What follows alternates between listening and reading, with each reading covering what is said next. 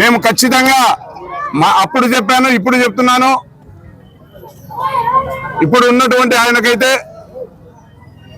దాదాపు 20-25 వేల ఓట్లతో నష్టపోతారని తెలుసుకుంటా చెప్తున్నాం. మేమైతే దాదాపు 30,000 ఓట్ల పైచులకే గెలిచి గౌరవ ముఖ్యమంత్రి వర్యులు వైఎస్ జగన్మోహన్ రెడ్డి గారికి కానుక ఇస్తానని ఆ రోజు చెప్పాను, ఈ రోజు చెప్పాను, రేపు చెప్తాను. ఎప్పుడే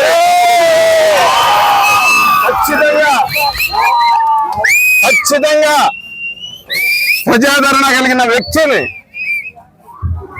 వైఎస్ జగన్మోహన్ రెడ్డి గారు ఇస్తారని చెప్పి చెప్తున్నాను. ఇంకా రేపటి దినముడుగా మేము ఇదే రీతిలో ఏ వార్డు లేకపోయినా కూడా మాకు మంచి ఆదరణ ఉంది. ప్రతి ఒక్క వార్డులో నుంచి ప్రతి ఒక్క ఓటర్లు మమ్మల్ని రమ్మని చెప్పి కోరుతున్నారు.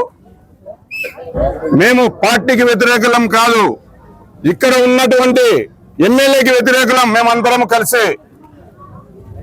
కావున గౌరవ ముఖ్యమంత్రి వర్యులు ఆలోచన చేసి, పార్టీ పెద్దలు కూడా ఆలోచన చేసి మాకు టికెట్ ఇవ్వాలని కోరుకుంటున్నాము. మాకు టికెట్ ఇవ్వాలని మేము ఎందుకు కోరుకుంటున్నామంటే, ప్రొద్దుటూరు నియోజకవర్గంలో ఒక సీటు పోతాయనే బాధ హృదయంతో ఉన్నాం. ఖచ్చితంగా మీకు ఇస్తే గెలుస్తారని మీరు అడగచ్చు. మేము చెప్పడం కాదు, ఎక్కడైనా కానీ ప్రొద్దుటూరు నియోజకవర్గంలో ఒక టీ బంకు కాడ కాదు, ఒక బంగారం గల్ల కాదు, ఒక పత్తి వ్యాపారస్తులు కాదు, ఒక ఆయిల్ వ్యాపారస్తులు కాదు, ఎవరైనా అడిగి విచారించుకోండి ఎవరికి ప్రజాదరణ ఉంది అని చెప్తారు. వాళ్ళే ప్రజాదరణ. ఖచ్చితంగా మాకు గౌరవ ముఖ్యమంత్రి వర్యులు ఈ ప్రొద్దుటూరుకి ఆలోచన చేసి నాతోటి నడిచినటువంటి ఈ యొక్క వార్డు ప్రజలకు, మీడియా మిత్రులకు, నాతో వచ్చినటువంటి మా మిత్రులకు అందరికీ కూడా పేరు పేరున హృదయపూర్వకంగా ధన్యవాదాలు తెలియజేసుకుంటున్నాను.